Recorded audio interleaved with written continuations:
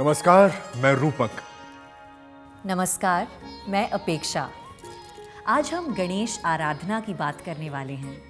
इसलिए हम एपिसोड का आरंभ भी एक आराधना से ही करेंगे। ओम नमस्ते गणपतये।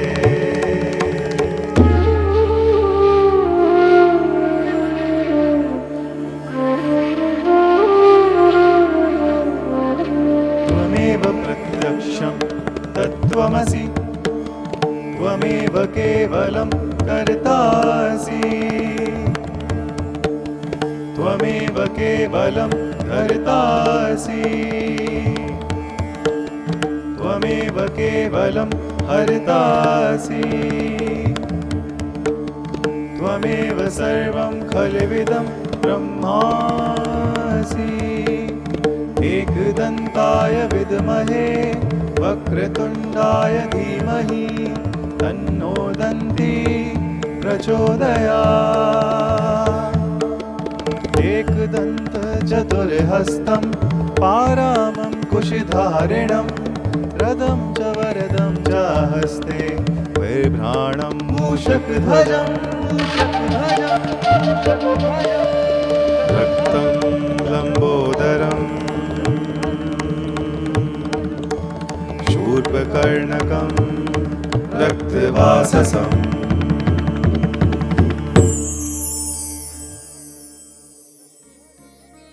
ये आराधना गणपति अथर्वशीर्ष से ली गई है। इसमें कहा गया है कि हे ओमकारपति भगवान गणपति, आपको नमस्कार है। हे गणेश, आप ही प्रत्यक्ष तत्व हो। केवल आप ही कर्ता, धर्ता और केवल आप ही हरता हो। हे गणेश, निश्चित ही आप ही सभी रूपों में विराजमान ब्रह्म हो। आप ही साक्षात नित्य आत्मस्वरूप हो। आपको हमारा प्रणाम है। रूपक, ऐसा प्रतीत हो रहा है जैसे कि हमने श्री गणेश की आराधना आरंभ कर दी है। निश्चित ही, लेकिन हमें गणपति की आराधना के अंत तक जाना है।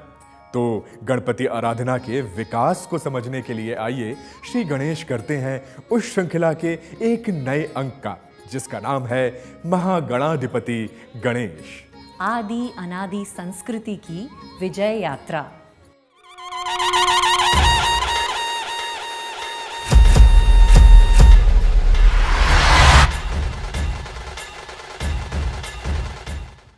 आदि अनादि संस्कृति में आराधना के कई मतों ने स्थान प्राप्त किया। इन मतों के केंद्र में इनके आराध्य देव होते हैं। जैसे शैव मत या शैववाद शिव को केंद्र में रखता है, वैष्णव विष्णु को, शाक्त शक्ति को, इंद्रवाद इंद्र को, सौर सूर्य को और गणपति गणेश को। इस आधार पर 6 संप्रदाय हैं और गणेश को केंद्र में रखने वाले संप्रदाय को गाणपत्य, गणपत्य या गणपति संप्रदाय कहा जाता है। शंकराचार्य ने भी 5 रूपों की पूजा को पंचायतन पूजा प्रणाली कहा है और 5 देवताओं में गणेश, विष्णु, शिव, देवी और सूर्य को एक निर्गुण ब्रह्म के 5 समान रूपों के रूप में देखा है। इसका अर्थ है कि आदि अनादि संस्कृति में प्रमुखता से पंचदेव साधना को स्वीकारा गया है और उसमें श्री गणेश का प्रमुख स्थान है। परंतु विद्वानों का मानना है कि श्री गणेश को पंचदेवों में सीधे तौर पर नहीं स्वीकारा गया। वे क्रम से वहां पहुंचे हैं। आइए पहले इस क्रम को ही समझते हैं। गणपत्य संप्रदाय संभवतः 6ठी और 9वीं शताब्दी के बीच प्रकट हुआ। इसके लिए हम आनंद गिरी द्वारा रचित शंकर दिग्विजय को देख सकते हैं। वहाँ पर 6 संप्रदायों का उल्लेख है। यहाँ एक बात स्पष्ट समझ लें कि इसके पूर्व गणपति उपस्थित तो अवश्य थे, परंतु उनकी आराधना शैव मत के एक भाग के रूप में ही की जाती थी।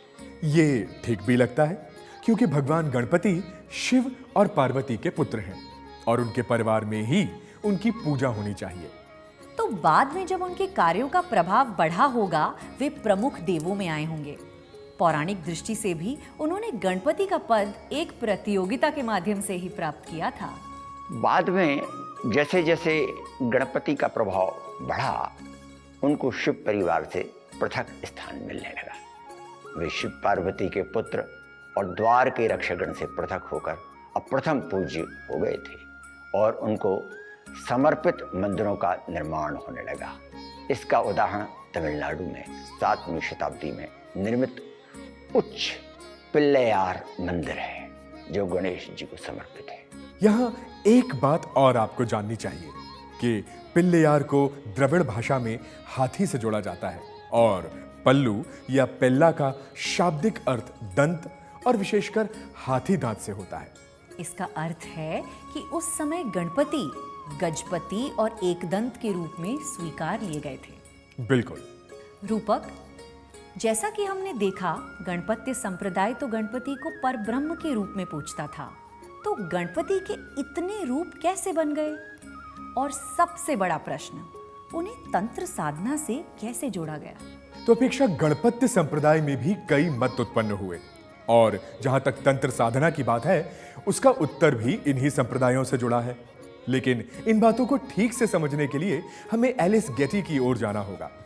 भगवान गणेश पर शोधपरक कार्य करने वाली इतिहासकार और कला लेखिका एलिस गेट्टी ने अपनी पुस्तक Ganesha a monograph on the elephant faced god में बताया है कि गणपत्य संप्रदाय ने तंत्रवाद और शाक्तवाद के प्रभाव में अपने संप्रदाय के 5 भाग कर दिए और उनके केंद्र में 5 शक्ति गणपतियों को रखा। इन 5 शक्ति गणपतियों में प्रथम है 4 भुजाओं और लाल रंग धारण करने वाले उच्चिष्ट गणपति। द्वितीय हैं 10 भुजाओं और लाल रंग के साथ महागणपति। तीसरे हैं ऊर्ध्व गणपति जिनकी 6 भुजाएं हैं और रंग पीला है। चौथे हैं पिंगला गणपति जिनकी 6 भुजाएं हैं और 5वें हैं लक्ष्मी गणपति जिनकी भुजाओं की संख्या 4 या 8 कही जाती है और जिनका रंग श्वेत होता है। लक्ष्मी गणपति के साथ शक्ति को कमल पर बैठा दिखाया जाता है और उनका रंग पीला है। एलिस गेटी बताती हैं कि बाद में गणपत्य 6 वर्गों और कई उपवर्गों में विभक्त हो गए, लेकिन इन सभी वर्गों ने समान रूप से यही माना कि गणेश ही परब्रह्म है और उनकी माया से ही स्वयं भगवान शिव तथा अन्य देवताओं का सृजन हुआ है। जहाँ तक अलग अलग रूपों की बात है, तो हर एक संप्रदाय अलग अलग रूपों का आह्वान अलग अलग मंत्रों और पूजा अर्चना विधियों के माध्यम से कर रहा था। इसका क्या कारण हो सकता है? आइए समझते हैं। देखिए, यदि हम तंत्र साधना में गणेश के विभिन्न रूपों को समझने का प्रयास कर रहे हैं, तो हमें ऊर्जा विज्ञान और ध्यान दोनों को एक साथ देखना होगा। तंत्र साधना में सभी वर्ग किसी मंत्र के माध्यम से शक्ति गणपति का ध्यान कर रहे थे। इसका अर्थ है कि वे श्री गणेश के माध्यम से शक्ति का ध्यान कर रहे थे। ऐसे में उन्हें ध्यान की स्थिति में ऊर्जा, जिसे आज हम ऑरा भी कहते हैं, जिस आकार में दिखाई दी, गणपति का वही रूप उन्होंने स्वीकार कर लिया। इस प्रकार कुछ विशेष वर्ग बने। आइए देखते हैं कि इस पर एलिस गेटी क्या समझाती हैं। एलिस गेट्टी के अनुसार गणपत्य संप्रदाय के वे अनुयायी जो गणेश को उनके महागणपति स्वरूप में पूजा करते थे, वे अपने ध्यान में लाल रंग की 10 भुजाओं वाली मूर्ति को देखते थे। यहाँ महागणपति को अन्य प्रतीकों के साथ हाथ में अनार भी धारण किए दर्शाया जाता था। इस रूप में शक्ति को उनके साथ देखा जाता है जिसका वे आलिंगन कर रहे हैं और ये स्वरूप सभी देवी देवताओं का जनक, सृजनकर्ता तथा परम शक्ति परमात्मा माना जाता था। एलिस गेट्टी के अनुसार गणपत्य संप्रदाय का दूसरा वर्ग श्री गणेश जी की आराधना हरिद्रा गणपति के स्वरूप में करता था। इनकी भुजाएं 4 हैं और रंग पीला है। इस रूप में तीसरे नेत्र को भी देखा जाता है। इस वर्ग के अनुयायी हरिद्र गणपति को सभी देवताओं का नायक मानते थे और तीसरा वर्ग उन अनुयायियों का था जो श्री गणेश के उच्चिष्ट गणपति स्वरूप का ध्यान करते हैं। उच्चिष्ट गणपति भी अपनी शक्ति या नारी ऊर्जा के साथ हैं और इनके 4 हाथों में से एक में अनार है। तो रूपक, क्या ये संभव है कि अनार ने ही बाद में मोदक का रूप ले लिया हो? अब बिल्कुल, मुझे भी ऐसा ही लगता है, क्योंकि दोनों में आकृति और स्वाद में मिठास की एक रूपता तो हम स्पष्ट देख सकते हैं। लेकिन ऐसा हुआ क्यों होगा? मुझे लगता है कि आदि अनादि संस्कृति में एक लंबे समय तक तंत्र साधना को एक विज्ञान माना गया, लेकिन बाद में इसमें कुछ दोष आ गए और तंत्र साधना को घर से दूर किया जाने लगा। और यही कारण रहा होगा कि तंत्र साधना से जुड़े श्री गणेश के प्रतीकों को जब घर के अंदर प्रवेश दिया तो उन्हें सहज कर दिया गया, जैसे अनार को मोदक में परिवर्तित कर दिया गया। अब प्रश्न यह उठता है कि ये परिवर्तन समय के अंतराल के साथ हुए या ये दोनों ही रीतियों या आराधना के स्वरूप एक साथ चल रहे थे। आइए एलिस गेटी का मत देखते हैं। एलिस गेटी के अनुसार गणपत्य संप्रदाय का एक वर्ग ऐसा था जो तंत्र साधना या ध्यान के स्थान पर श्री गणेश की आराधना संपूर्ण भक्ति भाव से करता था। इस संप्रदाय के अनुयायी भगवान गणेश की मूर्ति पर लाल या पीले रंग के पुष्प चढ़ाने के बाद फलों का भोग लगाते थे और उनकी पूजा अर्चना करते थे।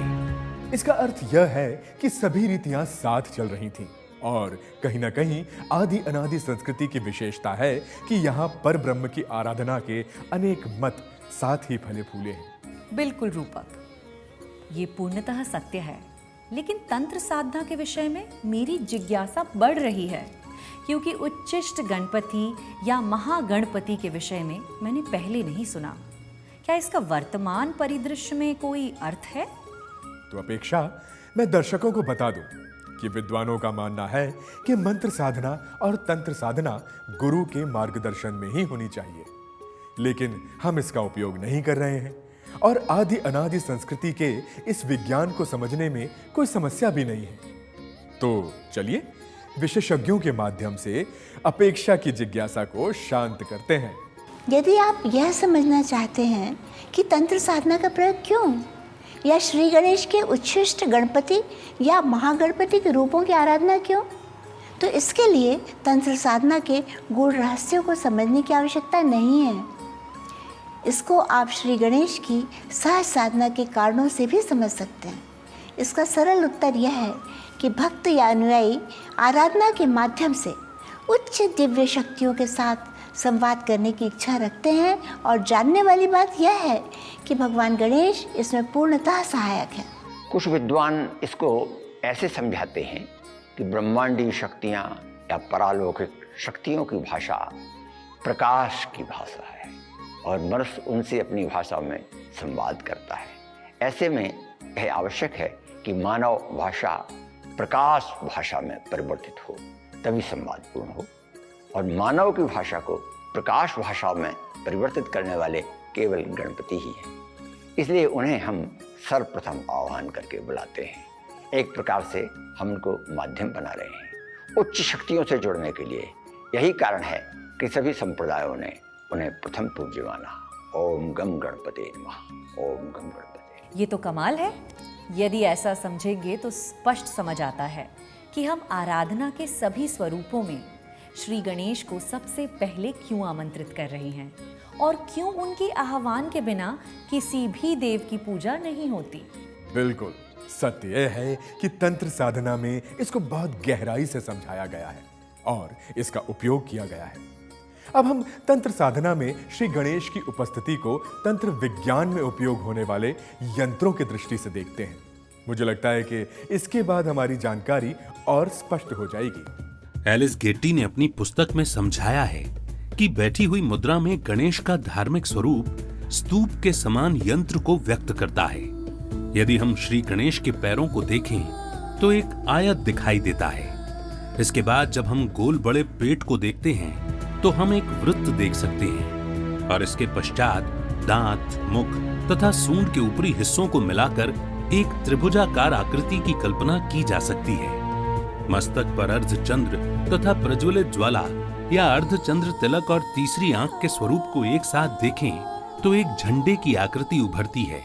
संपूर्ण स्वरूप में श्री गणेश बैठी मुद्रा में स्तूप के समान यंत्र की आकृति निर्मित करते हुए प्रतीत होते हैं। गणेश के इसी स्वरूप की परिकल्पना गणपत्य संप्रदाय के श्रद्धालुओं ने की है। इसको यदि वृहत रूप में समझना है तो हमें क्षमा शास्त्री जैसे विद्वानों की बात सुनना चाहिए। उनका कहना है कि मूर्ति रूप से भी पहले देवों की आराधना वृत्त, त्रिभुज, वर्ग और आयत जैसी आकृतियों के रूप में की जाती थी। इस तथ्य से एक बार फिर यही सिद्ध होता है कि आदि अनादि संस्कृति में देवों की आराधना का क्रमिक विकास हुआ और उसे गणपति के माध्यम से सहजता से समझा जा सकता है। तंत्र साधना में यंत्रों के रूप में गणेश की उपस्थिति यह स्पष्ट करती है कि आदि संस्कृति के ऋषि मुनियों ने परब्रह्म को प्रथम ऊर्जा के रूप में देखा और उसके पश्चात उन्हें आकृतियां दी और अंत में उनको मूर्त रूप दिए गए।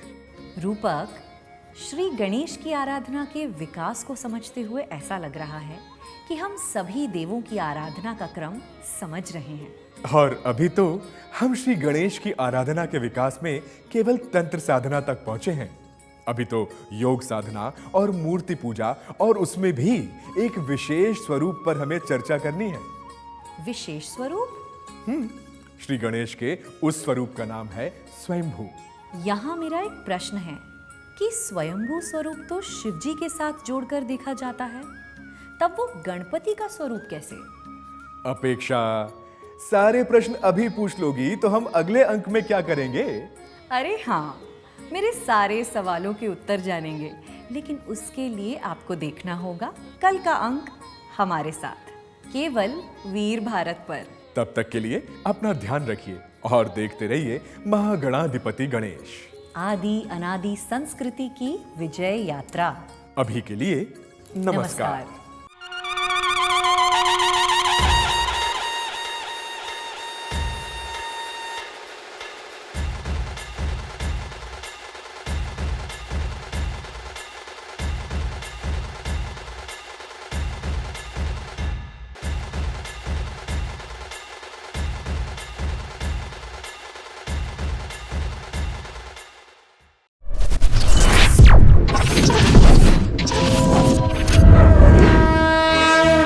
वयं राष्ट्रे जागृयाम पुरोहितः। हम राष्ट्र आराधक भारतवर्ष को जागृत और जीवंत बनाएं। युग युगीन भारत के कालजयी महानायकों की तेजस्विता की गौरव गाथा